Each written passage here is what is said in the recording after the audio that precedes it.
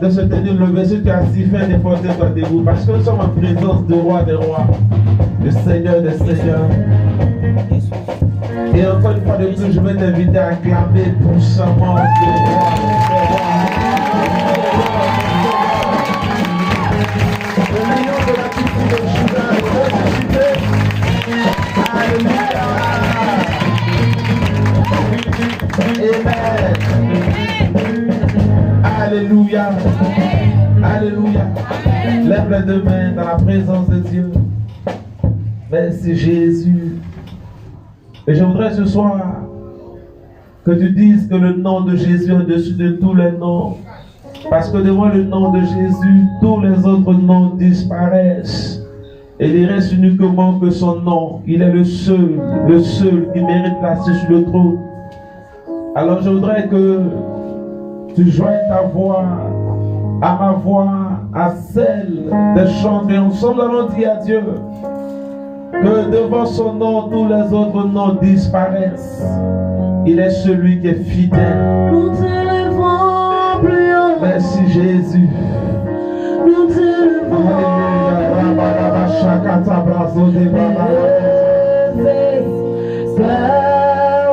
Alléluia. Grand comme le ciel.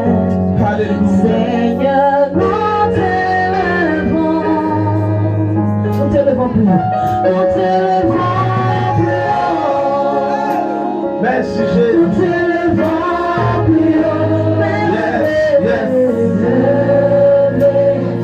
Là ouvert.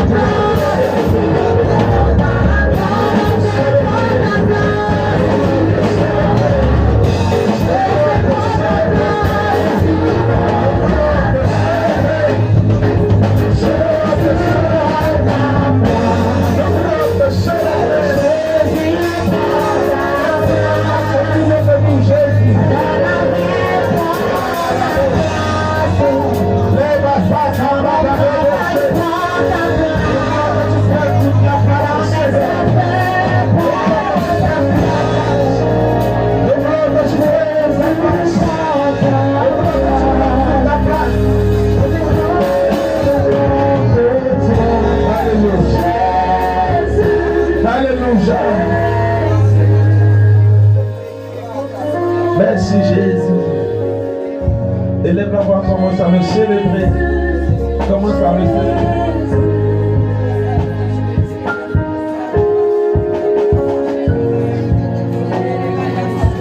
Commence à élever la voix dans le gloire à Dieu. Oh, nous sommes disposés pour t'adorer. Nous sommes là pour te célébrer. Nous avons soif de ta présence. C'est la raison de ta présence. Nous avons soif de toi. C'est pourquoi nous sommes là. Nous avons soif de toi. Voici pourquoi nous sommes là. Nous avons soif, nous avons soif, nous avons soif. Nous avons soif de toi, nous avons soif de toi. Voici pourquoi nous sommes là, Jésus. Lève à chaque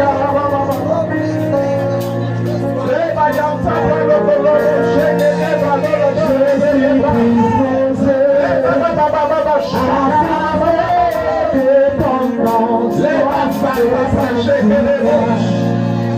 je suis tout seul pour Jésus. Nous sommes là pour toi,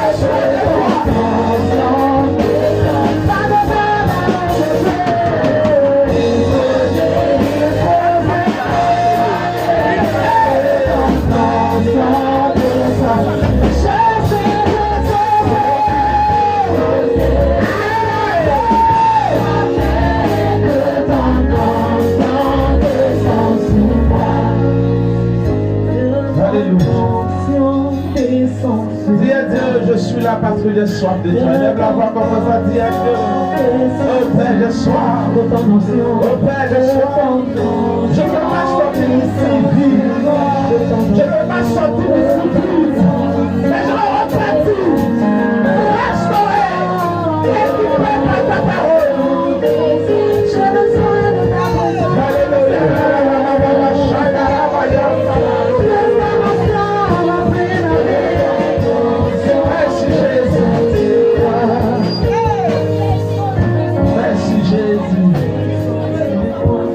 Célébrer la présence du roi des rois. Par ton acclamation, tu peux célébrer.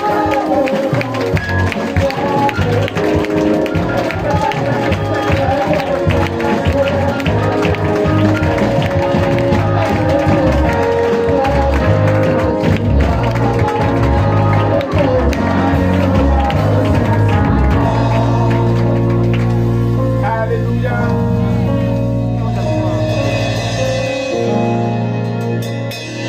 Je veux demander à toute l'assemblée d'acclamer le Seigneur Jésus.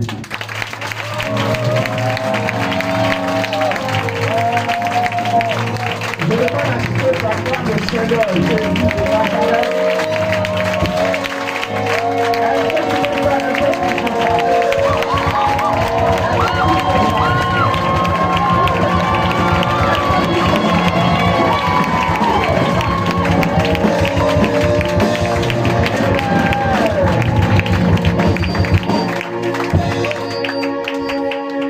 un voisin et salue-le, bénis-le pour sa présence.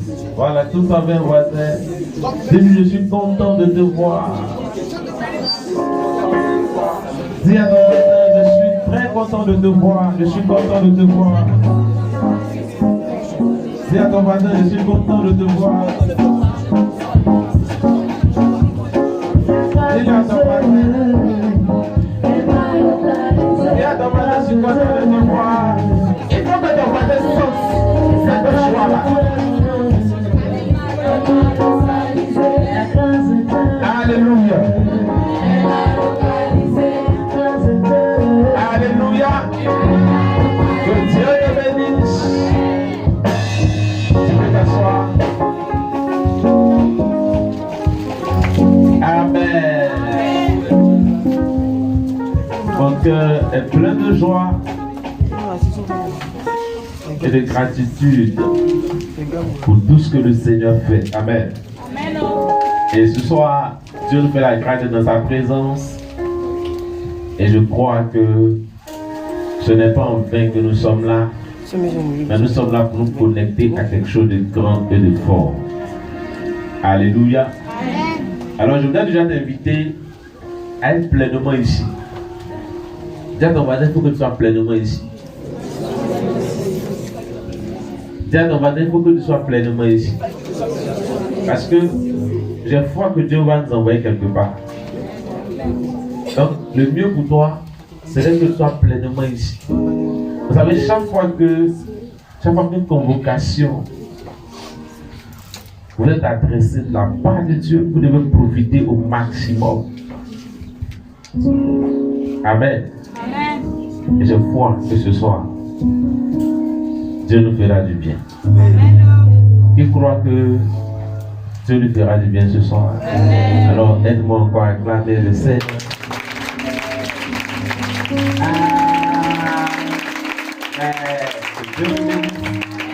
Merci. Alléluia. Ce soir, nous avons un culte un peu particulier. Il y a longtemps qu'on n'a pas eu notre dimanche extraordinaire, n'est-ce pas? Ah, ça fait quand même quelques mois qu'on n'a pas eu de dimanche extraordinaire. Et ce soir, nous sommes là pour notre dimanche extraordinaire. Il y a l'impression que tu n'es pas content d'être au dimanche extraordinaire. Mais ton silence m'inquiète. Qui est content d'être là? Est-ce que tu peux acclamer le Seigneur pour toi? Vous savez, quand on dit un dimanche extraordinaire, ce n'est pas les dimanches qu'on a l'habitude d'avoir. Donc le dimanche extraordinaire relâche toujours quelque chose de particulier. Yes. Et si tu sais te connecter à la grâce qui est présente ce soir, je suis sûr que tu repartiras de cette pleinement béni au nom de Jésus. Alléluia. Est-ce que quelqu'un est vraiment dans la joie d'être au dimanche extraordinaire? Est-ce que quelqu'un est dans la joie d'être au dimanche extraordinaire ce soir? Est-ce que tu es dans la joie d'être au dimanche extraordinaire ce soir?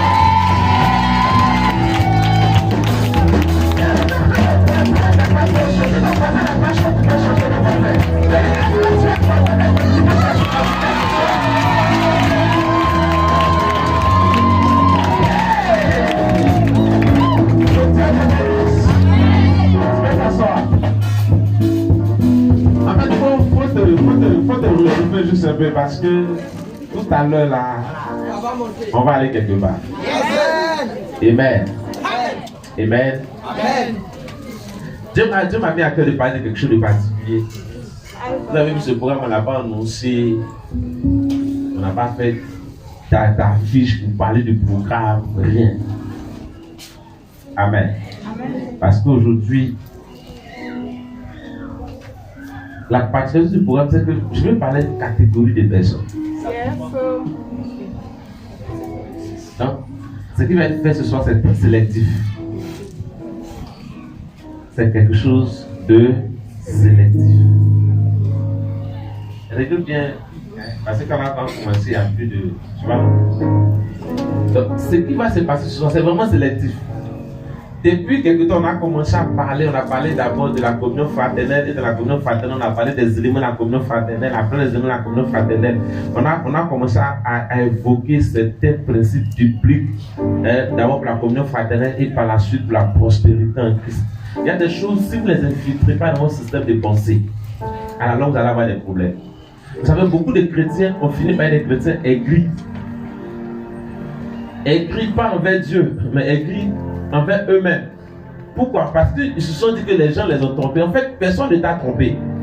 Le problème, c'est que tu as voulu entendre ce qui te plaisait et tu as refusé d'accepter ce qui est vraiment ta part d'héritage. Vérité, papa. Je vais m'expliquer. Vous savez, parfois, il y a cette vérité quand tu annonces aux gens. Le choc fait qu'ils ne sont pas prêts à accepter ça. Oh, il faut que tu acceptes ça. Si tu refuses d'accepter ce que Dieu dit que tu es, Satan finira par te faire croire ce que tu n'es pas. La plupart des chrétiens ont accepté les mauvaises pensées du diable et ont refusé les bonnes pensées de Dieu. Et l'une des pensées du diable que les chrétiens ont acceptées et ont refusé, c'est que le diable a toujours dit un bon chrétien, c'est celui qui est pauvre. Vrai ou faux? On dit un bon pasteur, ça vient naillon. Un bon pasteur, c'est celui qui porte une chemise paille où les cols sont délavés. Bravo. Toi, maintenant, tu veux un pasteur qui est bien habillé et brille. Est-ce que tu crois en lui? Réponds-moi. Tu ne crois pas? Maintenant, tu veux un pasteur qui a porté une chemise paille et puis c'est fourré. Les cols sont délavés et puis met une veste dessus. Chemise paille jaune, rouge, vert, orange, tout ça là dans le même paille. Puis met une veste noire dessus. Il se fout avec une chaussure qui le rend bancal. C'est quoi? Ça, c'est un vrai. Ça, c'est un bon pasteur. Tu l'as vraiment appelé. Mais quand tu as un pasteur qui est bien habillé, habillé bien repassé, chaussures bien cirées, de lui là, je suis sûr que c'est un escroc. Tu ne l'as pas appelé. Frère. Et tu te rends compte qu'à un moment donné, malgré toute ta spiritualité, tu ne bouges pas. En fait, vous ne bougez pas dans la vie chrétienne parce que vous avez beaucoup jeûné, prié, parce que vous avez fait des vérités. C'est pas pour ça. Non. Vous évoluez dans la vie chrétienne parce que vous connaissez des principes et vous les appliquez. C'est aussi simple que ça. La vie chrétienne, ce n'est pas une affaire de transpiration, c'est une affaire de principe. C'est quoi ça encore? Parce que Dieu n'est pas ému par ta transpiration. Dieu n'est pas ému par tes pleurs. Je vous ai dit la dernière fois que Dieu est un esprit. Les esprits ne sont pas dans les émotions. Donc pendant que tu es en train de pleurer, puis ton lit se mouille de larmes. Dieu n'a rien à voir avec ça. Dès l'instant où tu commences à appliquer les principes bibliques, lorsque tu commences à te conformer à sa parole, c'est là que Dieu te regarde. Alléluia. Amen. Donc dis à ton voisin, faut arrêter de pleurer. Enfin, je suis beaucoup pleuré, mais arrête de pleurer. Parce que les pleurs ne changent pas grand chose. La seule chose que les pleurs font, c'est quoi? Tu veux savoir? En fait, quand tu pleures, ça te permet de pouvoir bien rincer tes yeux, enlever toute la saleté. C'est la seule bonne chose que tu reçois quand tu pleures. Amen. Donc il y a des choses que vous devez accepter. Si vous n'acceptez pas, il va arriver un temps où vous allez tomber dans la frustration.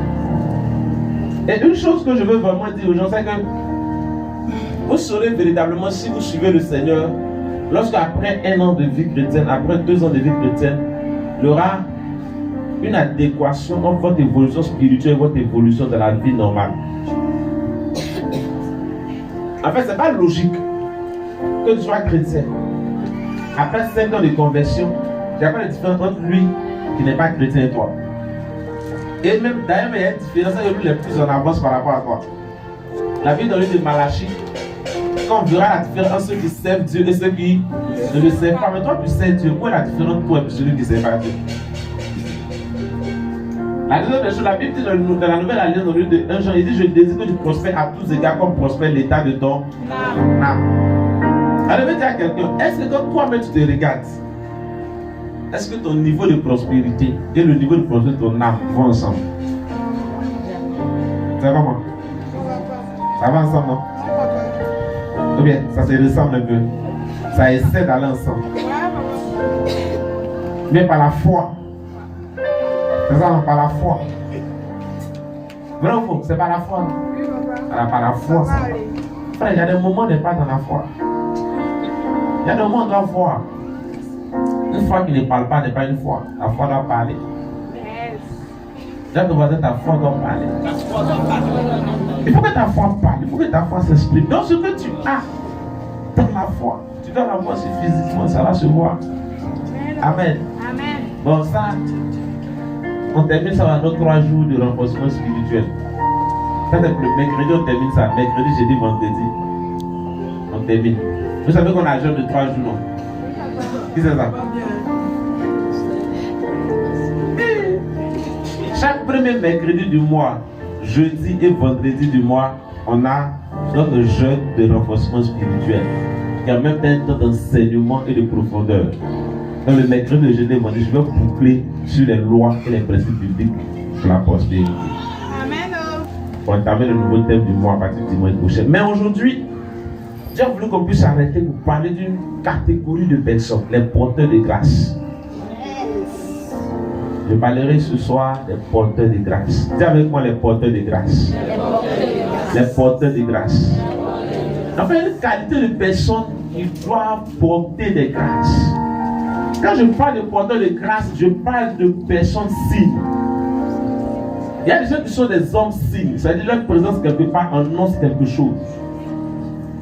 Tu dois arriver à un niveau dans ta vie chrétienne, lorsqu'on te voit venir, on doit te demander, mais ta venue annonce-t-elle quelque chose de bon?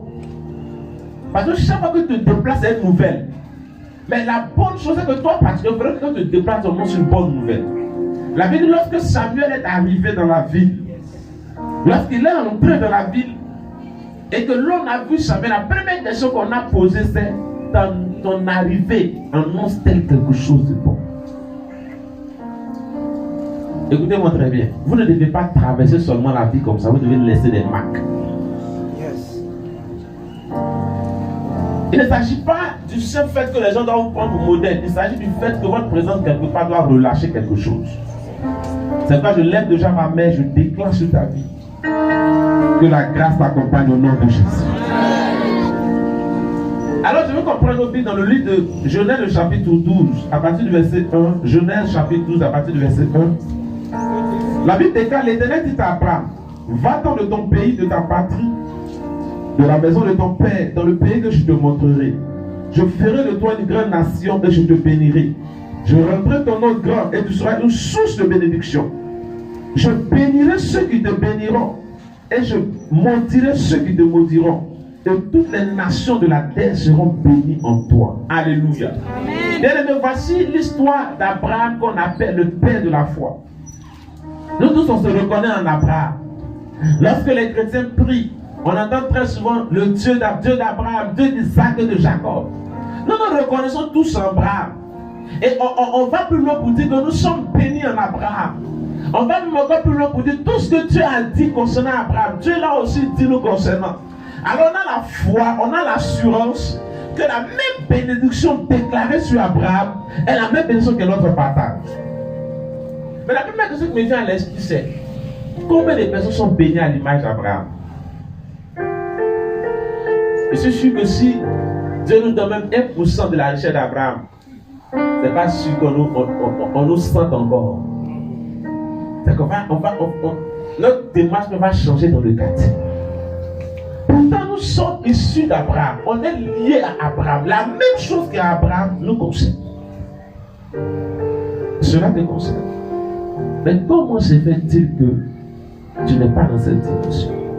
Mais déjà, je veux te dire, la paix d'Abraham annonce quelque chose. La Bible dit, Dieu dit à Abraham, tu vas quitter la maison de ton père et tu vas aller dans un pays que moi, Dieu, je vais te montrer. Donc, quand Dieu dit à Abraham de quitter la maison de son père, c'était la préfiguration de ce qu'on appelle aujourd'hui la nouvelle naissance.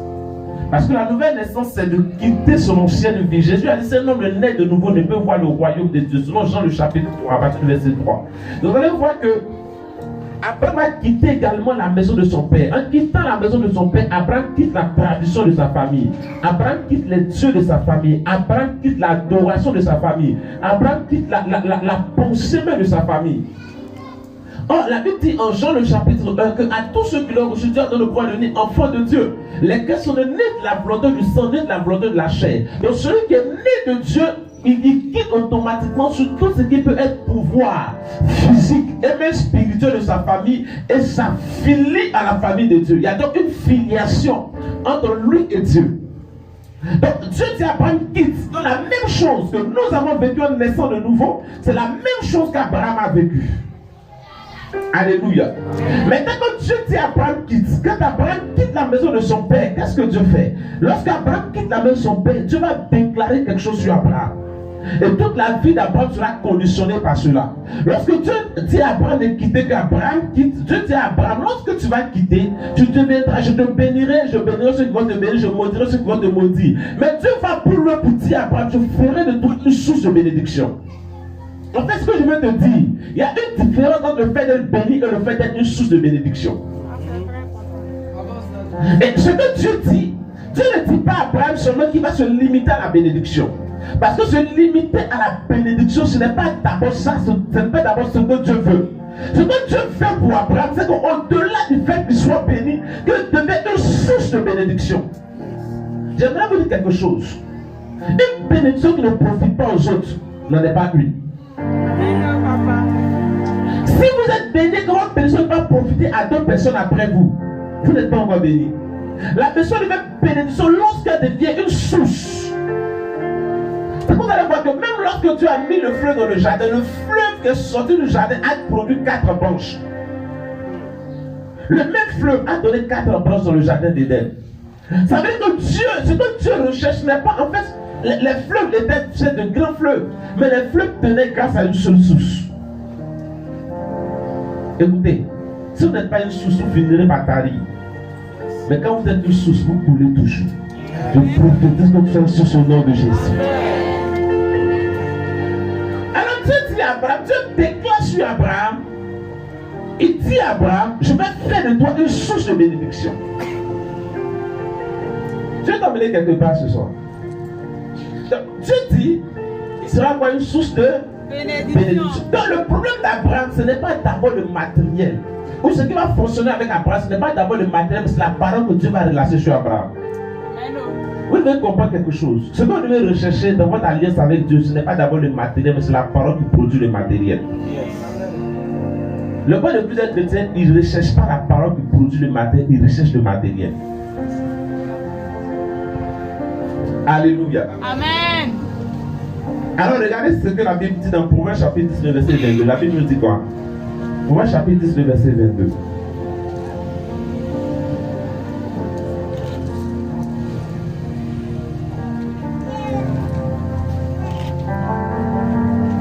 Proverbe chapitre 10, le verset 22. La Bible dit c'est la bénédiction de l'Éternel qui enrichit et il la fait suivre de pain chagrin.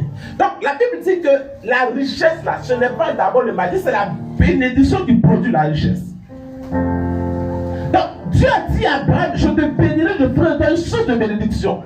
Donc la richesse d'Abraham n'était pas d'abord richesse en tant que telle. La vraie richesse d'Abraham était la parole que Dieu avait déclarée sur Abraham. Parce que cette parole qui a plus tard produit de la richesse. Malheureusement pour plusieurs chrétiens, ils refusent la parole qui produit. Mais ce qui m'intéresse ce soir, c'est les personnes qui sont dans l'alliance d'Abraham. L'alliance d'Abraham, c'est ce que j'appelle l'alliance des porteurs de grâce. Les porteurs de grâce, c'est à l'image d'Abraham. Dieu dit à Abraham, va, il y a une bénédiction qui t'accompagne. Dans chaque lieu où tu vas arriver, il y a une bénédiction qui t'accompagne. Ceux qui vont te bénir seront aussi bénis, ceux qui vont te maudire seront aussi maudits. Mais je vais faire de toi une source. Donc Abraham ne se déplace pas avec la crainte. Abraham ne se déplace pas avec la peur. Mais quand Abraham se déplace avec l'assurance que la bénédiction est en lui. Amen. En fait, ce n'est pas l'endroit où vous trouvez qui est important, mais c'est ce qui est en vous qui est important. Amen. Les gens aujourd'hui, on a écouté tellement le développement personnel qu'on a toujours pensé qu'il fallait être dans des endroits favorables pour réussir. Les plus grosses fortunes ne se font pas dans les endroits favorables, ce sont des endroits défavorables. Pourquoi? Parce que les endroits défavorables sont des endroits qui présentent les plus grosses opportunités. Amen. Aujourd'hui, je vais aller doucement avant de monter. Amen. Je vais vous donner certaines choses pour rentrer vraiment dans mon message. Donc, il dit à Abraham, il ne faut pas regarder. Pourquoi Dieu dit à Abraham qu'il va faire le lieu souche? C'est parce que Dieu sait qu'Abraham va traverser des situations.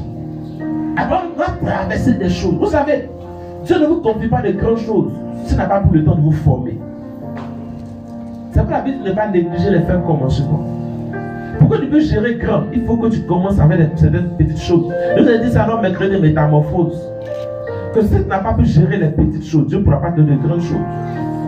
Une femme qui n'est pas capable de pouvoir balayer sa propre chambre, ce n'est pas maison, Dieu va lui donner pour qu'elle puisse balayer. Yes. Alléluia. Donc, c'est les petites choses que tu dois gérer, tu n'es pas fidèle dedans, tu ne peux pas te confier des grandes choses, frère. Alléluia. Amen. Alors, ce que Dieu donne à Abraham, ce n'est pas d'abord des brebis, ce n'est pas d'abord des hommes, ce n'est pas des animaux, ce n'est pas des grands comptes en banque. Ce que Dieu donne à Abraham, c'est une parole de bénédiction. Alors nous allons prendre notre texte. Je vais maintenant entrer dans mon message du jour en lisant Genèse chapitre 26. Nous allons voir les hommes d'un porteur de grâce. Genèse 26. Du verset 16 au verset, du verset 12 au verset 33. La Bible dit Isaac sema dans le pays. Et il recueillit cette année le centuple car l'Éternel le bénit. Cet homme devint riche. Et il alla s'enrichissant de plus en plus jusqu'à ce qu'il devienne fort riche. Il avait des troupeaux de menus bétail et des troupeaux de gros bétail et un gros nombre de serviteurs. Aussi les Philistins lui portaient envie. Tous les puits qu'avaient creusés les serviteurs de son père, du temps d'Abraham son père, les Philistins les comblaient et les remplirent de poussière. Et Abimelech dit à Isaac, va-t'en de chez nous car tu es beaucoup plus puissant que nous. Isaac partit de là et campa dans la vallée de Guérar où il s'établit. Isaac creusa de nouveau les puits d'eau qu'on avait creusé du temps d'Abraham son père et qu'avaient comblé les Philistins après la mort d'Abraham et leur donna les mêmes noms que son père leur avait donné. Les serviteurs d'Isaac creusaient encore dans la vallée et ils trouvaient un puits d'eau vive. Les bergers de Guérar querellaient les bergers d'Isaac en disant l'eau est à nous, et il donna au puits le nom d'Ézek parce qu'il s'était disputé avec lui. Ces serviteurs creusaient un autre puits au sujet duquel on cherchait aussi une querelle et l'appela Sidna. Il se transporta de là et creusait un autre puits pour lequel on ne chercha pas querelle. Il l'appela Rehoboth, car dit-il, l'Éternel nous a maintenant mis au large et nous prospérons dans ce pays. Il remonta de là à Beersheba. L'Éternel lui a parlé dans la nuit et dit, je suis le Dieu d'Abraham ton père. Ne crains point car je suis avec toi. Je te bénirai, je te multiplierai et je multiplierai ta postérité à cause d'Abraham mon serviteur.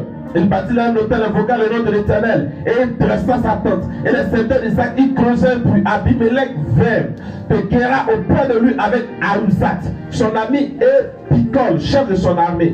Isaac leur dit, pourquoi venez-vous vers moi, puisque vous me haïssez et que vous m'avez renvoyé de chez vous? Il répondit, nous voyons que l'Éternel est avec toi. Je déclare que ce soit ton partage au nom de Jésus-Christ. Nous voyons que l'Éternel est avec toi. C'est pourquoi nous disons qu'il y a un serment entre nous et toi, et que nous fassions alliance avec toi. Jure que tu ne nous feras aucun mal.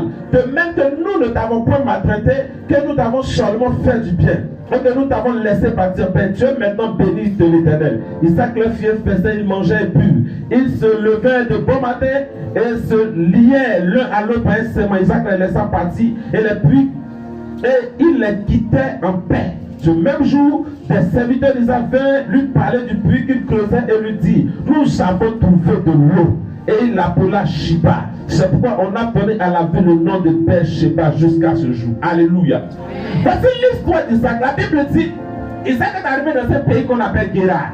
Et lorsqu'Isaac est arrivé à Guérar, Isaac a commencé à creuser les puits que son père avait laissés.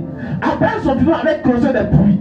Mais les Philistins avaient rempli les puits de saleté. Au point qu'il n'y avait plus d'eau dans les puits. Et lorsqu'Isaac arrive avec ses serviteurs, la Bible dit qu'il creusait. Et quand il creuse, il trouve de l'eau.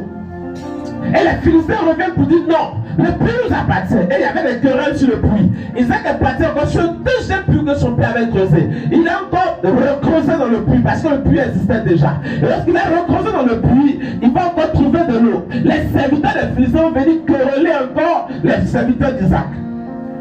Alors qu'est-ce qu'Isaac va faire? Isaac va laisser le vieux puits de son père. Et la Bible dit Isaac va aller creuser un nouveau puits. Il va aller dans ce même lieu trouver une terre sèche. Et il va creuser le puits. Et lorsqu'Isaac va creuser, la Bible dit que Isaac va trouver de l'eau. Il va pas venir quereller Isaac. Isaac va se comporter dans un autre endroit. Quand il arrive dans cet autre endroit, il creuse encore, il trouve de l'eau. Il va venir le quereller. Il se déplace, il va pas creuser, il va venir le quereller. Mais il y a une chose que les gens n'avaient pas compris. Le problème d'Isaac, ce n'était pas de trouver de l'eau quelque part. Le vrai problème d'Isaac, c'est qu'Isaac transportait de l'eau en lui. Avec chaque endroit où Isaac arrivait, les Philistins étaient dans leur propre pays. Ils creusaient mais ne trouvaient rien. Mais lorsqu'Isaac est arrivé dans un pays qui n'est même pas son pays, quand il est arrivé dans le pays et qu'il a creusé, il a trouvé de l'eau. Je veux dire à quelqu'un quelque chose dans ce jour. Il y a un type de personne qui n'attend pas que les occasions favorables se présentent. Mais il crée des occasions favorables. Isaac n'a pas attendu que la terre lui soit favorable. Isaac n'a pas attendu que l'environnement lui soit favorable. Je vais vous dire quelque chose. Le monde ne vous sera pas toujours favorable. Le monde ne va pas toujours marcher dans votre conception. Le monde ne va pas toujours rendre les choses faciles pour vous. Il y a un moment où vous devez regarder autour de vous. Même le truc est difficile. Ne regardez ni à gauche ni à droite. Commencez à regarder ce que tu as placé en vous. Commencez à regarder la parole que tu as mis en vous. Qu'est-ce qui a fait qu'Isaac était capable de savoir qu'il transportait de l'eau en lui? Dieu avait déjà dit au père d'Isaac qu'on appelle Abraham que tout lieu que tu vas fouler, dans chaque endroit tu vas arriver, la bénédiction va t'accompagner. Dieu avait déjà dit au père d'Isaac qu'on appelle Abraham, selon Genèse chapitre 12, qu'il fera de lui une source de bénédiction. Alors que la bénédiction va toucher à tous les domaines de sa vie. Donc Isaac n'avait pas à s'inquiéter. Il savait qu'il marchait dans l'alliance de son père. Il savait qu'il marchait dans l'alliance de Dieu. Je vais dire à quelqu'un, quand tu marches dans l'alliance de Dieu, tout ce qui se passe autour de toi ne t'intéresse pas. La Bible dit vous n'appelez pas conjuration ce que ce peuple appelle conjuration. Le Fils de Dieu ne marche pas en fonction de ce qui se passe autour de lui. Le Fils de Dieu ne marche pas en fonction de ce qui se passe dans la nation dans laquelle il est. Le Fils de Dieu marche en fonction de ce que Dieu a planté en lui. Il y a une chose bien déclarée. Quand vous lisez la Bible dit que Jésus, il est l'eau de vie. Tu ne peux pas transporter l'eau de vie en toi et puis arriver à des endroits où tu vas être creusé, tu ne vas pas trouver de l'eau.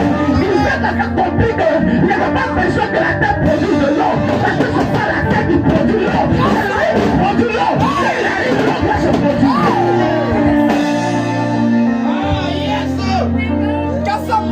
Écoute-moi. Quand les gens commencent à te refuser des choses, même quand le ciel te refuse des choses, même quand la terre te refuse des choses, c'est que ces choses n'ont pas besoin de les rechercher ailleurs. C'est qu'elles sont déjà en toi. Je ne sais pas si tu es parlé à quelqu'un. Quand l'environnement te refuse des choses, ne cherche pas ailleurs. C'est que les choses là sont déjà en toi. En fait, quand tu dis non quelque part, c'est qu'on te donne la possibilité de pouvoir toi-même créer la chose que tu recherches. Alors que c'est pas de dire non à Isaac. Isaac comprend que ce n'est pas les hommes qui vont lui ouvrir une opportunité, mais c'est que lui-même va créer une opportunité. Quand Isaac a commencé à recreuser les puits de son père, ils ont pensé que c'est parce que c'était les puits de son père qui avait de l'eau. Donc Isaac a dit, ok, comme vous pensez que c'est parce que c'est le puits de mon père qui a de l'eau, je laisse le puits de mon père. Isaac va lui-même creuser ses propres puits. Isaac va le dire à quelqu'un, si des gens t'ont dit non dans l'entreprise, t'ont dit non dans le financement, t'ont dit non dans le projet, je vais créer des souches à partir de toi, nom de Jésus. Alléluia. On est dans une saison où les chrétiens deviennent tellement paresseux qu'ils oublient que Dieu a déjà mis tout le potentiel en lui. Frère, je veux te dire qu'il y a tellement de choses en toi. Ce que tu recherches dehors est déjà en toi. Le point c'est que tu as pensé que ça va toujours venir de dehors. Mais ça ne viendra pas de dehors, ça est déjà en toi. Isaac a rentré dans le pays des autres, Isaac a prospéré. Frère, je vais te dire quelque chose. Il n'y a pas d'endroit où tu ne peux pas prospérer. Ça me fait rire. Quand on a commencé l'église, il y a des gens qui m'ont demandé, mais toi, Dieu t'a appelé, puis ça a beaucoup, tu as commencé l'église, tu m'as commencé à beaucoup. C'est vrai, Daddy. Je vais te dire quelque chose, frère. Le territoire n'est jamais un problème, il faut savoir ce que tu transportes. Daddy, il faut répéter. Oh Dieu. Un porteur de grain ne se fuit pas au territoire, frère. Un porteur de grain ne se fuit pas au territoire. Plusieurs d'entre nous ici pouvaient arriver plus loin que là où ils sont. Mais sauf fier au territoire, la structure est trop petite. Le lieu où le sous est trop petit. Le salaire est trop petit. Frère,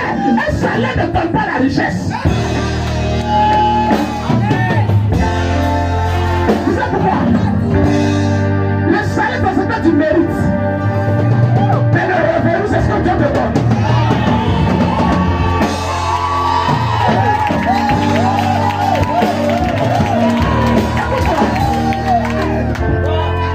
Tu peux être payé à 150 000, à 200 000, mais tu peux avoir 1 million dans ton compte. Parce que c'est Dieu qui te rémunère à Dieu. Tu es le consommateur de notre foi. Parce que tu mets ta foi en Dieu. C'est te paye en fonction de ta foi. Le patron te paye en fonction de ton travail, mais tu te paye en fonction de ta foi. Mais je veux le dire à quelqu'un, ton salaire va produire plus ou moins pour le nom de Jésus.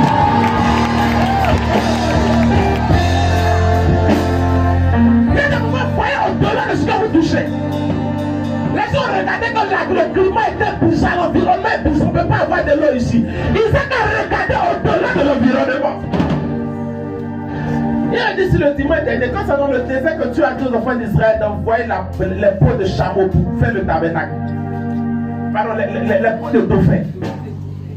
Or, on sait que les dauphins sont des animaux aquatiques. Comment on peut avoir ça dans le désert et avoir sa peau pour faire ce tabernacle? Vous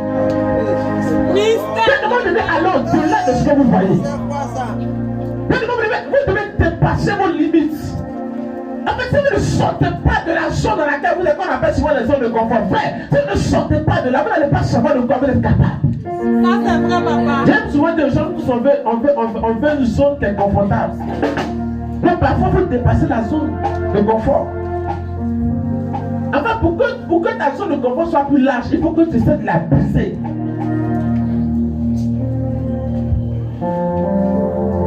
Quelqu'un me suit ce soir? Est-ce que tu es là ce soir? Écoutez-moi. Je vous raconte une autre histoire. Je suis pendant les gars. Je vais revenir sur cette histoire, mais je vous raconte une autre histoire. Luc chapitre 5. Luc le chapitre 5. Vous devez entrer, ce que ce message vous donne est prophétique pour ceux qui pensent qu'ils doivent avancer. Si tu penses que là où tu es te suffit, tu vas rester là. Nous, on n'a pas besoin de ça. Nous, on va aller au-delà de là où nous sommes. Parce qu'il y a une vitesse surnaturelle dans laquelle on doit venir. Luc chapitre 5 à partir du verset 1, la Bible dit comme Jésus se trouvait auprès du lac de Génézareth et que les foules se pressaient autour de lui pour entendre la parole de Dieu. Il vit au bord du lac deux bacs d'où les pêcheurs étaient descendus pour laver leur filet. Il monta dans l'une de ces bacs qui était à Simon et il le pria de s'éloigner un peu de terre. Puis il s'assit et de là-bas il enseignait la foule. Lorsqu'il eut cessé de parler, il dit à Simon, avance en plein eau et jetez vos filets pour pêcher. Simon lui répondit, maître, nous avons travaillé toute la nuit sans rien prendre. Mais sur ta parole, je jetterai le filet. L'ayant jeté, il prit une grande quantité de poissons et le filet se rompait. Alléluia. Il fit signe à leurs compagnons qui étaient dans l'autre bac de venir les aider.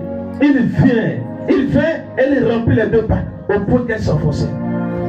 La Bible dit, Simon qui était un pêcheur de haut vol, un expert en pêche. Il sait que c'est la nuit on ne pêche pas la journée. Il a travaillé toute la Bible dit, il n'a rien eu.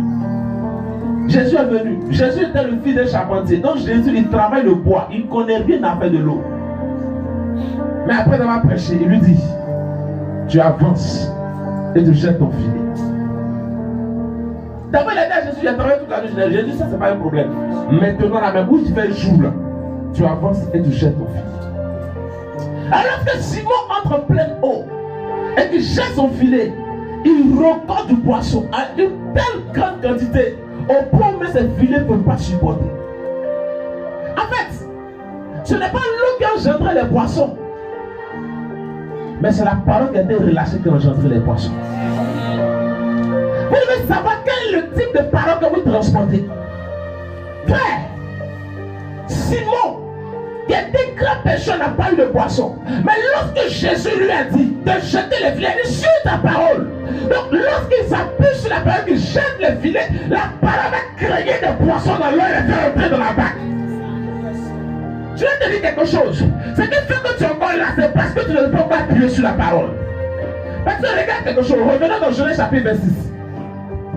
Genèse chapitre 26, regardez bien. À partir du verset 1, la Bible dit, il y eut une famille dans le pays, où la première famille qui eut lieu du temps d'Abraham. Et Isaac alla vers Abimelech, roi des Philistins et Guéra. L'Éternel lui a parlé et dit, ne descends pas en Égypte. Demeure dans ce pays que je te dirai. Séjourne dans ce pays, si je serai avec toi et je te bénirai. Car je donnerai tous ces compris à toi, ta postérité. Et je tiendrai le serment que j'ai fait à Abraham ton père. Je multiplierai ta postérité comme les étoiles du ciel. Je donnerai ta postérité toutes ces contrées. Et toutes les nations de la terre seront bénies en ta postérité. Parce qu'Abraham a obéi à ma voix. Et qu'il a observé mes ordres, mes commandements, mes statuts et mes lois. Et Isaac resta à Térar. Écoutez, la Bible dit qu'il y avait la sécheresse. Il y avait la famine, rien ne produisait. Isaac a voulu aller en Égypte. Dieu va lui dire, tu ne vas pas en Égypte. Dans le pays là où il y a la sécheresse, là où il y a la galère, là où il y a la faim, reste là parce que c'est là que je vais te bénir. Et lorsqu'Isaac est resté, que la Bible dit, lorsqu'Isaac est resté, c'est là qu'il a été béni. Il a rencontré le centuple. Il est devenu hyper riche. Dans le même lieu, il a causé des pluies. Et Dieu lui a donné de l'eau pour arroser ses champs. Ce qui fait que tu n'arrives pas à bouger de là où tu es, c'est parce que tu ne te conformes pas aux instructions de Dieu. Ceux qui transportent la grâce sont des gens qui sont flexibles lorsque Dieu leur donne une instruction. Yes. J'ai envie de dire quelque chose. Si vous êtes fort en mathématiques, gardez vos mathématiques pour vous. Mais quand vous voulez fonctionner avec Dieu, commencez à marcher sur les mathématiques de la foi. Yes. Il y a des gens qui pensent qu'ils ont créé les mathématiques avant Dieu. C'est Dieu qui a créé les mathématiques. Mais quand je veux le suivre, oublie des mathématiques. Isaac a dit que je regarde la géographie, quand je regarde la météo, quand je regarde quoi, tout ça quand je regarde, je ne peux rien avoir. Dieu lui dit, tu restes là. Je vais dire à quelqu'un, reste là où tu es. En fait, depuis tu te promènes, tu arrives où? Tu vas t'asseoir un peu, mais tu ne vas pas te promener. Et moi, tu dois apprendre à t'asseoir. Parce que celui qui ne s'assoit pas ne reçoit pas d'instruction. Pour que tu puisses recevoir une instruction, tu dois t'asseoir. Apprenez à vous asseoir. Apprenez à vous asseoir et à écouter ce que Dieu vous dit. Dieu dit à Isaac, assieds-toi là, tu ne bouges pas. Parce que c'est là que je vais te bénir. Et lorsqu'Isaac s'appuie sur la parole, verset 10, on nous montre comment Dieu a béni Isaac. Comment Dieu l'a béni dans ses champs. Comment Dieu l'a béni en lui donnant de l'eau. Dans ces lieux où il y avait la sécheresse, Dieu lui a donné de l'eau. Dieu peut te donner de l'eau. Dieu peut faire de toi une source. Mais pour que tu sois une source, il faut que tu obéisses à l'instruction. Écoutez, si vous regardez avec vos yeux physiques, vous n'allez pas aller plus loin que là où vous êtes. Parce qu'on ne regarde pas avec les yeux physiques, on regarde avec les yeux de la foi. La plupart d'entre nous, quand Dieu nous demande de faire quelque chose, on regarde avec les yeux physiques. Je n'ai pas la force, je n'ai pas les moyens, je n'ai pas la capacité, je n'ai pas l'autorité, je n'ai pas ci, je n'ai pas ça. Dieu veut que tu commences à regarder avec les yeux de la foi. Parce que Dieu dit, quand Isaac a voulu raisonner, Dieu a dit à Isaac, je sais ce que j'ai dit à ton père Abraham. Voilà tout ce que je lui ai dit. Il a obéi. Et à cause de cette obéissance, je vais aussi te bénir. Mais ça ne suffisait pas. Il fallait que lui-même, Isaac, engage à sa foi. La main de Dieu n'est pas limitée. Écoutez, j'aime souvent dire aux gens, tu n'as pas besoin que tes parents aient l'argent pour faire des hautes études. Tu n'as pas besoin de ça. Tu n'as pas besoin que tes parents aient des milliards pour que tu fasses des hautes études. Tu as juste besoin d'avoir les regards de la foi. Plusieurs aujourd'hui, leurs vies sont limitées parce qu'ils comptent sur papa et maman. Donc si papa et maman n'ont pas, donc je ne peux pas évoluer. Non, mon nom a bobo, donc notre vie là, c'est déjà hypothéqué à l'avance. Frère, il y a des moments où tu dois éviter de mettre des malédictions sur ta tête. Parce que quand tu as un vie qui sont peut-être à Cocody, mais où là, ils n'ont pas commencé là-bas. La plupart ont commencé à Bobo ici. Alléluia. Amen. Je veux que Dieu t'introduise dans le règne des porteurs de grâce au nom de Jésus. Il faut que Dieu fasse de toi une source. En fait, le problème, quand on parle des porteurs de grâce de la source, les gens regardent la finalité, non au début. Vous savez, très souvent quand on voit des gens que Dieu a bénis, qu'on veut copier, on ne cherche pas à savoir le parcours.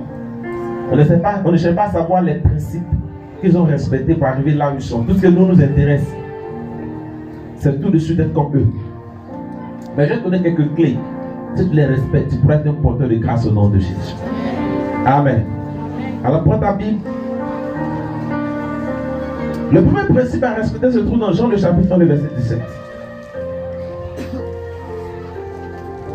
Jean chapitre 1, verset 17.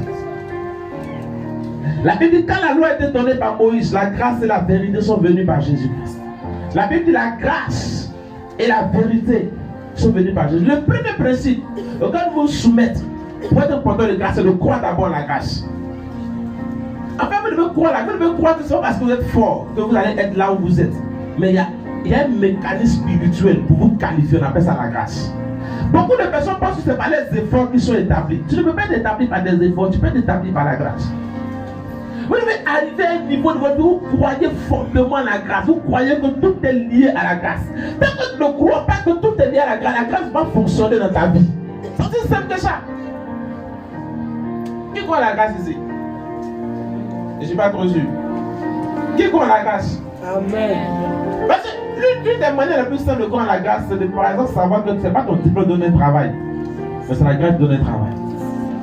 Vous savez, il y a des gens, le travail qu'ils font n'a rien à voir parfois avec le diplôme. Oui. Mais toi, en fait, comme tu as fait quel diplôme? Donnez-moi un diplôme. Comme tu as fait un BTS en comptabilité, donc toi dans ta tête, tu dois aller dans l'entreprise de quelqu'un et puis être son comptable. La plupart des gens qui sont en train de faire comptabilité, ils pensent que quand ils comptabilité, ils vont aller compter l'argent des gens. C'est-à-dire qu'il faut avoir l'argent pour faire 10 000, et puis tu arrives, tu es étonné que c'est des chiffres que tu comptes, mais tu n'as jamais vu vrai l'argent.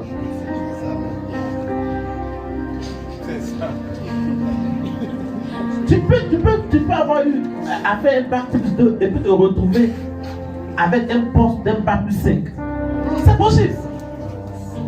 Tu peux faire comptabilité ou bien secrétariat puis te retrouver dans quelque chose qui n'a rien à voir avec. On appelle ça la grâce. La grâce c'est un mystère. La grâce n'attend pas que tu sois qualifié, mais la grâce te qualifie. En fait, l'un des procès de la grâce, c'est que la grâce prend ta place pour t'évaluer ou pour te donner de la valeur. Est-ce que tu me comprends même? En fait, ce qui fait que tu me comprends, parce que la plupart des temps, quand on parle de la grâce, on voit la grâce comme une chose. Mais la grâce n'est pas une chose, la grâce est une personne.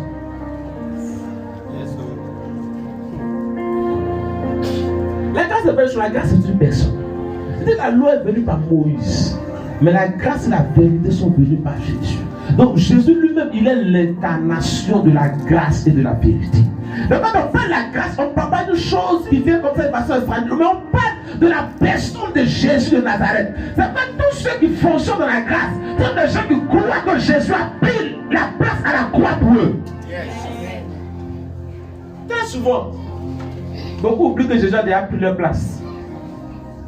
Si Jésus a pris... Attends, je vais être un peu pratique. Si Jésus a pris ta place, ça veut dire que quand tu as faim, Jésus a fait à ta place, parce qu'il a déjà pris ta place. Non, Jésus n'a pas pris ta place une fois, et puis il est descendu. Non, il a pris ta place à la croix pour toujours. Donc quand tu as faim, Jésus aussi, il est en toi, il a faim, parce qu'il a pris ta place. Quand tu as soif, il a pris ta place, donc il a aussi soif. Quand tu es au chômage, il a pris ta place, donc il est aussi au chômage. Donc je veux dire à quelqu'un, si Jésus a pris ma place et qu'il vit ce que je vis, la Bible dit, regardez bien, la Bible dit qu'il est devenu, il s'est rendu semblable en toutes choses, il a été rendu semblable aux hommes. Donc c'est-à-dire que tout ce que je vis là, Jésus vit ça avec moi. Maintenant si Jésus vit ça avec moi, pourquoi est-ce que je suis toujours dans ça? Quelle est la réponse?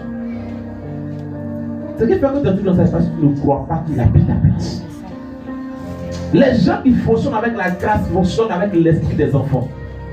L'enfant croit en tout ce que tu lui dis. Que ce soit vrai, c'est faux, il croit en ça. Quand vous raisonnez, vous ne pouvez pas être un porteur de grâce. Le porteur de grâce, il croit en toutes choses que c'est Dieu qui fait grâce. Vous devez apprendre à compter sur la grâce de Dieu. Tu peux avoir besoin de 10 millions, toucher, puis sauter quelqu'un va te donner 10 millions sans forcément te connaître. La Bible dit qu'il y a des gens qui ont hébergé des anges chez eux.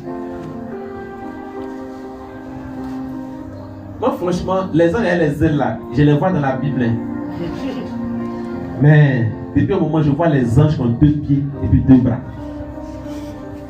Je crois que la plus grande dimension de voir des anges, c'est la dimension de voir des anges qui ont 2 pieds, 2 bras, une tête et qui parlent avec toi. C'est la plus grande dimension de voir des anges. La plus grande dimension de voir, sinon les anges qui ont les ailes là, Ézéchiel les a déjà décrits. Ézéchiel me dit, j'ai vu des animaux devant le trône et puis il décrit, oh c'est des anges. Il faut rentrer dans la dimension, tu vois des anges qui ont 2 pieds, qui peuvent venir chez toi, qui peuvent t'appeler. Ça, c'est une très grande dimension. Et ce type d'ange-là existe.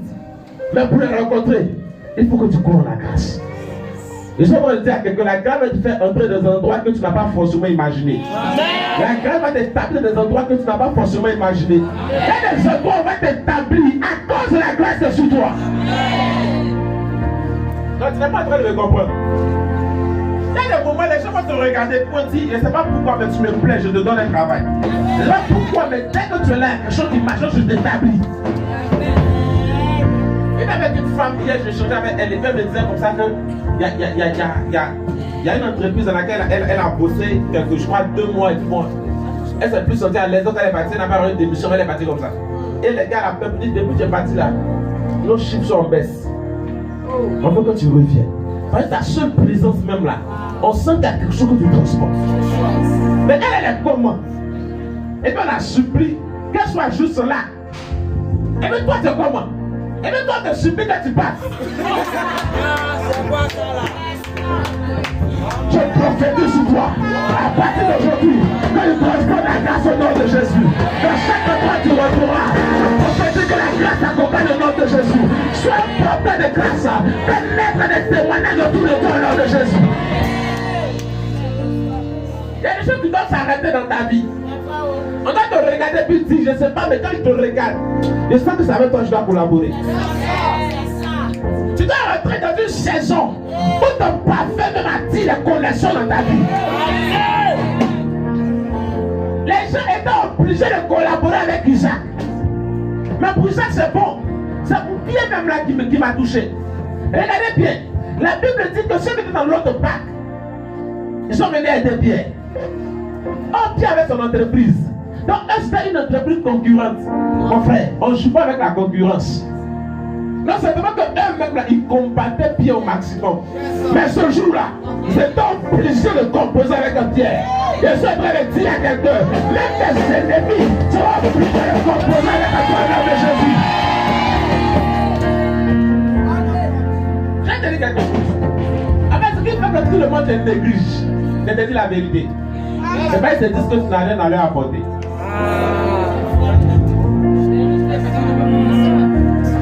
Mon frère, quand tu commences à apporter quelque chose aux gens, est-ce que tu se moques de toi? Ils te supplient pour avoir un rendez-vous avec toi. Ils sont en train de dire à quelqu'un, la saison dans laquelle tu entres maintenant, ceux qui t'ont négligé hier, t'appelleront pour te reconsidérer au nom de Jésus. Vous n'avez pas besoin de lutter de vous, non, vous n'avez pas besoin de tout ça. Vous avez juste besoin de croire en la grâce. Jésus est la grâce personnifiée.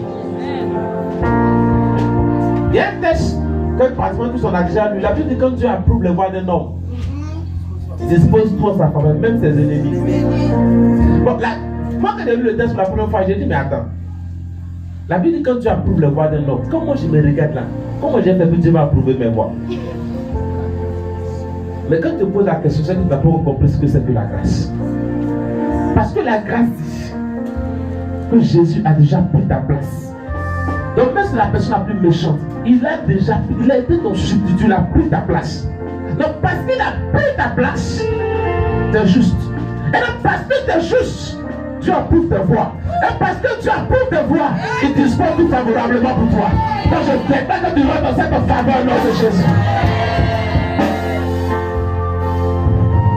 Yes. Deutéronome chapitre 28. Après le fait de croire en la grâce. Deutéronome chapitre 28. La Bible dit ceci. Le verset 1. Si tu obéis à la voix de l'Éternel ton Dieu, en observant et en mettant en pratique tous ces commandements que je te prescris aujourd'hui, l'Éternel ton Dieu te donnera la supériorité sur toutes les nations de la terre. Il dit si tu fais quoi? Si tu fais quoi? Vous n'avez pas bien lu avec moi. Si tu obéis à la voix de l'Éternel ton Dieu, en observant et en mettant en pratique tous ces commandements que je te prescris aujourd'hui, l'Éternel ton Dieu te donnera la supériorité sur toutes les nations de la terre. La deuxième chose qui peut faire de vous pendant les grâces, c'est d'obéir aux instructions. J'en ai déjà parlé tout à l'heure. Frère, si vous n'obéissez pas aux instructions, vous n'allez pas passer dans d'autres dimensions. Vous savez, la plupart des gens prennent encore dans la dimension dans laquelle ils sont, juste parce qu'ils refusent d'obéir aux instructions. Si vous conformez aux instructions de Dieu, Dieu est capable de faire basculer votre vie à un niveau que vous n'imaginez pas. Il y a beaucoup parlé des instructions les dimanches passés, il n'y a pas de bien de Dieu aujourd'hui. Mais quand Dieu te donne une instruction, il faut simplement obéir. En fait, les plus grands changements de niveau sont venus juste en obéissant à de simples instructions. Tout ce que vous allez voir qui sont entrés dans de grandes dimensions, c'est juste parce qu'ils obéissent à une instruction qui apparemment est simple. C'est pas, Dieu ne donne jamais des instructions compliquées. Parce que même quand tu donnes une instruction, il a déjà pourvu pour l'instruction. Quand Dieu dit à Isaac, tu ne bouges pas, reste là, c'est parce que tu avais déjà prévu de l'eau sous le sous-sol. Il y avait de l'eau dans le sous-sol. Donc, c'est pas qu'il creusait. Quand je vous ai dit que lui-même transportait l'eau. Donc, c'est pas parce qu'il creusait qu'il a trouvé l'eau, c'est parce que l'eau était déjà là qu'il a creusé, il a trouvé de l'eau. Il dit à piège, avance et puis jette ton filet. Donc, ce n'est pas l'eau qui a engendré les poissons, mais c'est l'obéissance à l'instruction qui a engendré les poissons. Vous devez savoir que lorsque Dieu vous donne une instruction, c'est parce qu'il a déjà pourvu pour ça. Il y a un mercredi ici, je ne sais pas si c'était le mercredi passé au camp, j'ai prophétisé sur. Et j'ai dit à des jeunes, c'est à qui Dieu va donner des terres. Qui était là? Des gens, Dieu va leur donner des terres, Dieu va leur donner des terres. On a fait le culte de mercredi. Le jeudi, il y a un homme de Dieu qui m'a appelé. Il dit dans la nuit de mercredi, j'étais en train de prier et puis Dieu m'a montré ton église.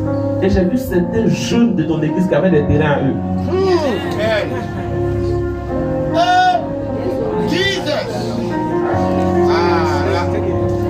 Et le vendredi, j'étais un programme avec le vieux, le pasteur et puis il a libéré une prophétie. Et Dieu va vous faire entrer dans la saison de possession de terre.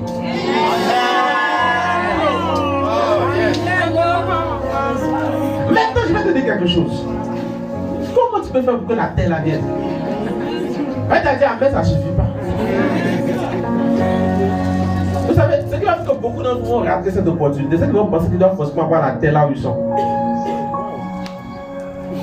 Tu fais ta budget, puis tu peux te donner une terre à Sakassou.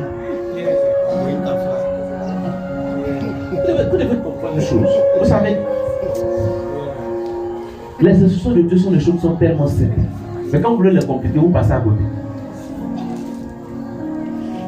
Il y a certains qui ont raté même leur mari parce qu'ils n'ont pas accepté une certaine instruction. Dieu te dit, lève-toi, va au marché. Je dis, non, moi, il ne fait pas au marché aujourd'hui.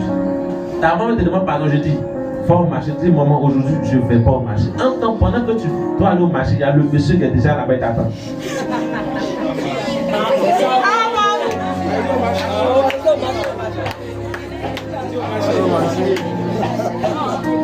Vous savez, ma connaissance de pasteur je parle beaucoup de ça dans ce temps-là parce que moi, je sais ce que je dans les livres.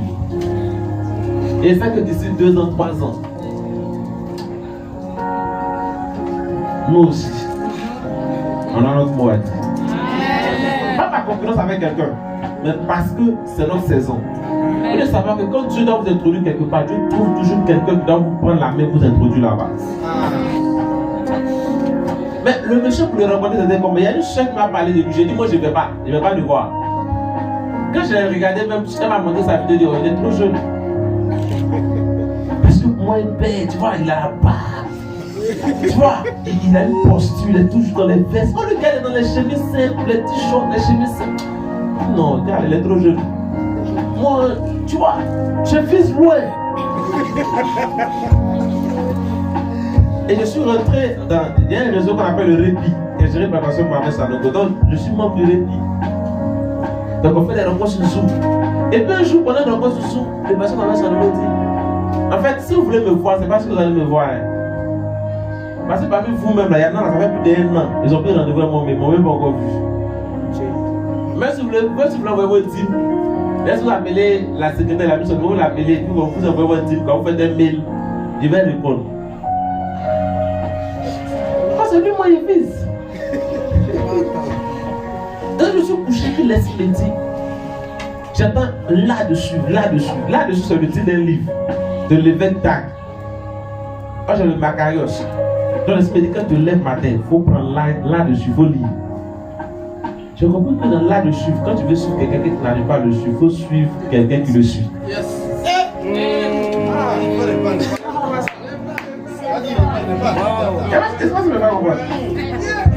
Quand tu veux suivre quelqu'un, quand tu ne peux pas le toucher directement, il faut suivre quelqu'un qui le suit. Donc je regarde encore une fois, c'est lui qui le suit bien, qui fait la même chose que lui. C'est parce qu'il y a une date. On n'a jamais des membres de base d'honneur. La soeur revient, elle était 10 fois le voir. Le pasteur Yannick Jati, tu es là, va le voir. Il dit, ah, laisse-moi dans mes problèmes.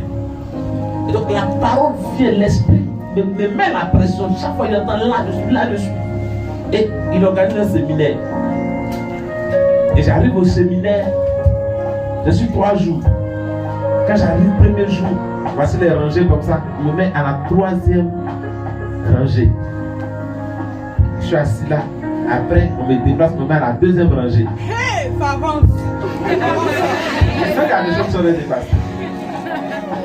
Amen. Et je suis tout. Même pendant la prière, je prie, mes yeux sont ouverts. Je suis tout le mouvement. Et je vous dis, je sens littéralement comme des flammes de feu qui rentrent dans ma boîte. C'est comme si on souffle du feu dans ta boîte. Premier jour. 2e jour. Et puis je suis fidèle à ma place. 3e jour, je suis à la même position. Les 2 jours, 3 jours qui suivent, je pars au débat, je vais le voir. Je commence comme ça. Et un bon jour, le jour où tout a déclenché. Son assistant m'appelle. Il veut me donner un numéro. Il fait le vieux de la paix. Bon, le gars, il y a des mecs qui sont là-bas, mais ça fait des années, n'ont pas son numéro. On m'appelle. Comme il dit de la paix. Frère. Quand je suis allé chercher des unités, il ne faut pas savoir se couper. Je rentre dans ma chambre. J'appelle. Première fois, ça ne décroche pas. Deuxième fois, ça ne décroche pas. Bon, il ne dérange pas. Non. Je coupe, je rappelle l'assistante. Elle m'a dit, bon, il faut l'appeler cette fois-ci. Il faut l'appeler. Dès que j'appelle, le gars décroche. Frère, on a poussé pendant plus de 10 minutes au téléphone. Je ne crois pas. Et moi, je n'ai pas de question. Il dit, il n'y a pas une autre question. Il dit, si, j'ai créé encore, j'ai créé une question. Et depuis ce jour, frère, moi-même, quand je vais là-bas, il y en a qui m'ont déjà accompagné. Quand je vais, frère, il ne lui pas place et cherche. Quand il arrive, pasteur, tu arrives et je suis en train de sentir les résultats. C'est que je savais que ils savent qu'on vient de quelque part. Mais cette année seulement, la connaissance avait à peine un an, mais cette année seulement, on peut tous témoigner qu'on est en train de vivre des progrès évidents. À partir du mois de l'école, à partir du dimanche, j'ai commencé à parler de l'onction. La part de l'onction, de la connexion et puis dans certaines choses. Amen. Donc ce que je veux que tu comprennes, c'est juste l'obéissance d'une instruction. Dieu m'a parlé, j'ai obéi à l'instruction. Tranquille. Mais ce que fait que toi tu es là, tu doutes. Quand Dieu te parle, tu raisonnes. Israël n'a pas raisonné. Pierre n'a pas raisonné. Si c'est Dieu qui t'a parlé que tu obéis, tu verras les résultats. Mais pourquoi tu veux lutter avec un Dieu? Alléluia. Est-ce que je peux avancer rapidement? Genèse 15, le verset 5. Genèse 15, verset 5. J'ai 2 dernières instructions à te donner, tu vas partir. L'onction que sont sur moi, c'est de pouvoir réveiller des géants dans leur domaine. Amen.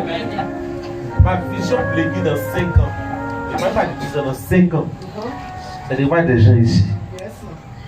Dès qu'on va des cultes, même quand ils viennent, on voit que vraiment Dieu les a fait changer de niveau. Mon épouse est là, il y a un témoin qui partage sur un de mes fils, on a un programme comme ça. Puis je lui ai dit, je te vois en train de rouler de grosses voitures. Dieu me dit, tu vas être un vendeur de véhicules. Dans lequel il vendait pas de prod. Et puis il sourit. Pasteur. Mais en fait, il y a des souris même là. Ça montre que je ne crois pas. Je lui ai dit, le Dieu qui m'a parlé va faire. En moins d'un an, il va commencer à vendre des véhicules. Le sommet ne va pas encore donner pour moi. Genèse, le chapitre 15, le verset 5. La Bible dit, et après l'avoir conduit dehors, il dit, regarde vers le ciel et compte les étoiles, si tu peux les compter. Et lui dit, telle sera ta postérité. La troisième clé pour être porteur de grâce, il faut rêver grand. En fait, quand vous rêvez juste, ce à quoi vous rêvez ne peut pas vous suffire. Rêvez grand pour que les autres puissent rentrer dans votre vision. Parce que le porteur de grâce ne vit pas pour lui seul, il vit pour aussi les autres. Vous avez déjà commencé une bénédiction qui ne profite pas aux autres, n'est pas une bénédiction. Donc quand tu rêves petit, toi-même tu vas prendre combien de temps à donner aux autres. Commencez à rêver grand. Commence à rêver grand. Dieu dit à Abraham, va dehors. En fait, il y a des endroits où tu ne peux pas rêver grand, il faut quitter ces endroits-là. Il y a des connexions qui ne te permettent pas de rêver grand. Quitte ces connexions. Il y a des milieux de Dieu, ça ne te permet pas de rêver grand. Il faut quitter là. Tu n'es pas obligé de rester là. Tant que tu vas rester là, tu ne vas pas évoluer. Tu quittes. Il dit, il faut sortir, sors. Et puis va regarder les étoiles. Tu as toujours avec des camarades qui sont là. Non, tel a porté joli habit, tel a porté vilain habit. Lui, là, il marche, il fait ceci, il fait cela. Tu as avec des gars bizarres, ça. Tu n'as pas réfléchi. Depuis que tu es en train de parler des camarades de tes camarades, ça ajoute quoi sur ta vie? Depuis que tu passes, ça t'envoyer où? Tu passes ton temps, non, tel a fait tant. Les hommes disent, les petits gens là, ils discutent quoi? Les petits gens, ils discutent quoi?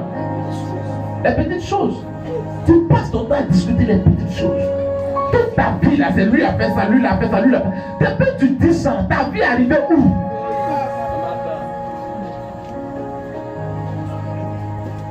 Aujourd'hui, ils sont en train d'expérimenter quelque chose. Les hommes de Dieu commencent à me dire non, on ne voit plus. Non, on a besoin d'être orgueilleux, tu te mélanges. Mon frère, où je suis arrivé, ils sont des rêver grand. Le temps a passé, le temps, on va aller manger à ticket, on va aller mettre poisson, on va aller. Ça nous envoie quoi? Depuis on mange, on est arrivé où? Depuis tu manges, tu es arrivé où? Faut t'asseoir, tu vas réfléchir. Ton âge est en train d'aller de l'avant. Ton âge ne régresse pas, tu t'assois pas pour réfléchir. Rêve grand, tu vas avancer. Quelqu'un a dit si tu as visé le soleil, que tu n'as pas le soleil, au moins tu ne parles pas les étoiles. Mais quand tu ne rêves même pas les étoiles, ton plus grand rêve au bout de ton nez, et tu marches avec des gens dont le rêve n'arrive pas au bout du nez, tu vas aller où? Tu vas aller où? Tu toi tu es un porteur de grâce, mais pas n'importe qui. Sors de la maison et puis rêve, regarde là-haut. Tu as le pouvoir d'excellence. Sortez de vos quatre murs, sortez des endroits où écoute frère, quand il y a des moments dans la vie là, si tu dois perdre des amis, il faut les perdre. Si tu dois perdre des connaissances, il faut les perdre. Parce que tu n'es pas appelé à rester là où tu es. Quelqu'un veut te rester pour le guider, pas avancer. Yes. Après, il y a des moments, les chrétiens sont tellement flegmatiques, alors ils n'ont pas envie de frustrer, ils n'ont pas envie de choquer. Mais tu n'as pas envie de frustrer, pas envie de choquer, mais toi-même ta vie choque les autres. Quand on regarde là où ça ne te ressemble pas, en fait quand tu viens de là-bas, j'ai pas envie de frustrer les deux frères, on s'en fout, on doit avancer. C'est quelle histoire? Il y a des moments tu vas te dire, je ne vais pas rester là où je suis, je dois avancer. Il y a des moments où tu remontes pour ta destinée. Tu n'as pas concurrence avec quelqu'un, mais tu as concurrence avec ton âge et ta vie. Quand tu vas quitter sur la terre, qu'est-ce que tu vas laisser? La Bible dit, quand tu quittes sur la terre, tu ne vas rien laisser. Un envoûtant est mieux que toi. Tu approches la tombe, tu n'as plus l'âge que tu avais hier. Là où tu as ton âge de pas avancer. Il faut que tu puisses avancer.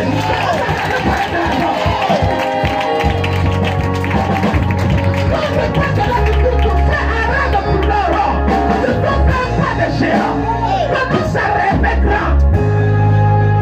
Même si vous avez des amis puissants qui vous racontent n'importe quoi, sont les colonistes à l'étudier, il faut commencer à les quitter. Ce qu'ils ont envie de dire, je m'en fous. Il faut que tu la quittes. Ah yes.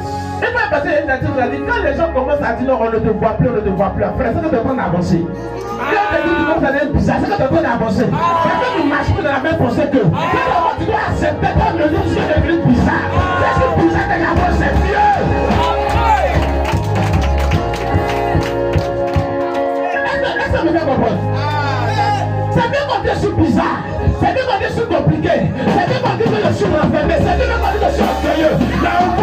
l'orgueil là, j'avance.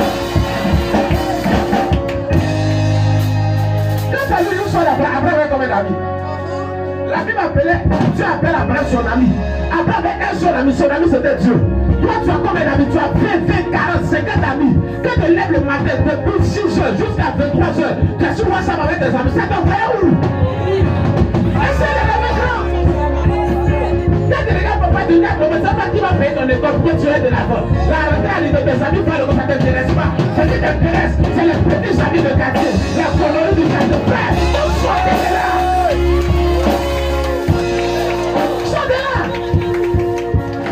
On dit la retraite des amis, on nous voit l'histoire de les deuxième. Ça t'intéresse pas. Au lieu de commencer à rêver grand, pour dire que moi, mes enfants ne doivent pas avoir le deuxième, mais que moi, je ne dois pas faire EPP. Vous sortez de ça, on va pas lever. Toi, tu ne peux pas faire EPP. Toi-même, tu as fait EPP. Tu ne peux pas faire EPP. Quelqu'un peut réaliser ça.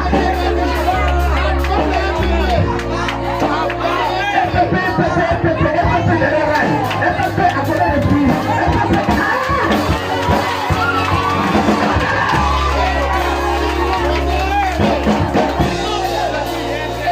Son nom peut te montrer de base sur notre va réussir. Pas de MPP là. Abraham sort et puis commence à rêver. Quand tu marches dans la rue, tu dois rêver. Le rêve, écoutez-moi, le rêve, c'est pas le fait de s'asseoir et puis de commencer à réfléchir seulement. Même quand tu marches, il faut que ta vision soit ouverte. Fais ta vision ouverte. Et puis le rêve là, c'est la prophétie pensée.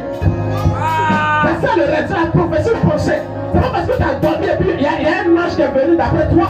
Tu avais un gars bizarre, c'est un ange qui est venu. C'est pas ça le rêve. Le rêve, c'est la prophétie que tu es en train de penser. La déclaration prophétique que tu penses. Quand tu marches dans la rue, tu penses. Dans 2 ans, je suis plus là. Dans 5 ans, voici le rêve. Dans 5 ans, voici comment je pense. Dans 5 ans, voici je dors. Dans 5 ans, voici je me réveille.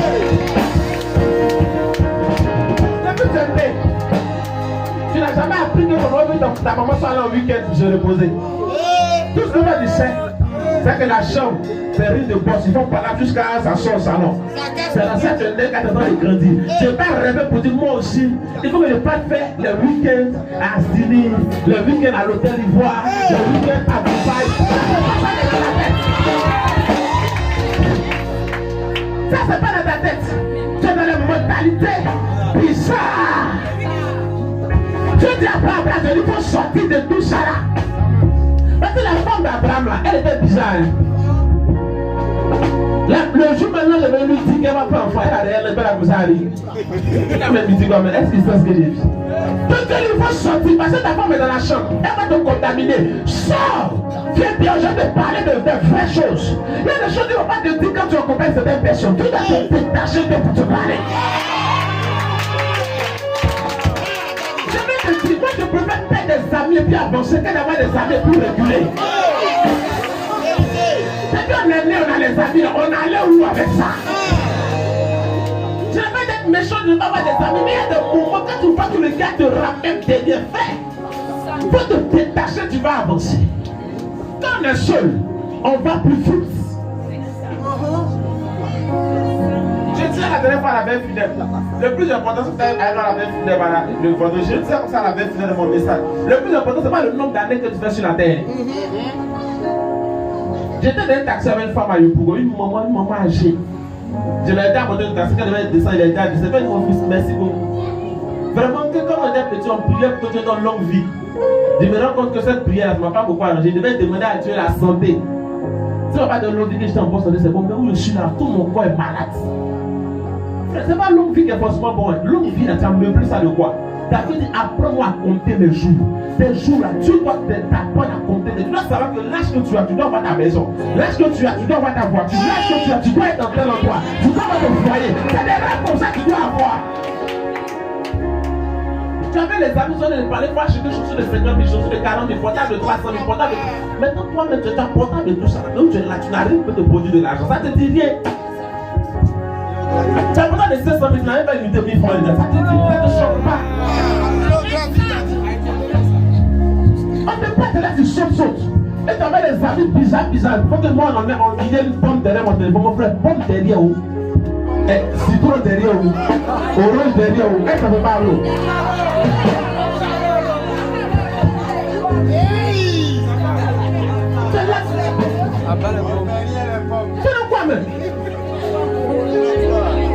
vas sortir et puis tu vas regarder. Et il sort, tu regardes au ciel. Il y a des gens qui vont sortir, tu regarder Dieu. Dans tout ça, c'est avec tout ce que toi te dis, l'année prochaine, à la même période, tu es dans le même endroit. Il y a un problème. Alléluia. Je vais terminer par la dernière clé. La dernière clé, c'est la clé de la foi. Parce qu'il s'agit des instructions, de la grâce, ou même de rêver grand, c'est la foi. Si vous n'avez pas la foi, toutes ces choses, vous ne pouvez pas les accomplir. Il faut la foi. Il y a souvent le témoin de nos instruments. Quand on ne va pas ces instruments-là, je suis allé voir une personne qui a tenté de causer avec lui. Et puis ma reste m'a dit, ah, lui, un jour, quelqu'un lui a fait offrande de 1 million. Et puis il a appelé un peu sur nous. Quand il a donné 1 million, il a fait l'offrande en même temps. L'offrande était mon dernier pied, 5 000. J'avais plus rien. C'est que j'avais prévu que les 5 000 ont payé mon taxi compteur pour rentrer. Donc du coup, ce qui ne restait pas payé compteur. Donc je dois décomposer pour arriver à la maison. Quand je regarde l'heure, je regarde le temps, c'était risqué. Mais j'ai pris le risque de semer mon transport et puis de partir. La même semaine, j'étais ici, j'étais avec Olivier, j'étais ici. Je suis allé voir un frère, j'ai prié pour sa fille et puis je revenais. Il m'a dit, bon, allons, je vais connaître là où tu pries. Donc on arrive à l'église, il dit, ah, c'est si tu pries, ah, c'est bien. Et quand on finit, il met sa main dans son sac, il y avait un petit sac qu'il avait accroché, il met sa main, il fait sortir une enveloppe, et puis il dit, bon, c'est mon offrande de prière pour ma fille. Donc, moi, il y a des pasteurs dans une autre église avant de venir ici. Quand il fait présentation de bébé, les offrandes, c'est 5 000. Si c'est trop, c'est 10 000. Mais ce jour, il est touché. Et là, Olivier dit, faut pas que quelqu'un va rentrer ici aujourd'hui. On va tous rester dehors. Et je lui ai dit, viens. Il est venu dire, attends, on va regarder un peu. Parce que depuis la conseil, ils n'ont pas comme une telle somme. On regarde. Il dit, mon petit, tu gardes le bureau. Et c'est qu'on va durer vite aujourd'hui. Mais voilà, il est prêche, mais puis mes yeux sont là-bas. Faut pas que quelqu'un va se tromper pour rentrer là-bas. Les jours que on a payé dans son eau. On a payé.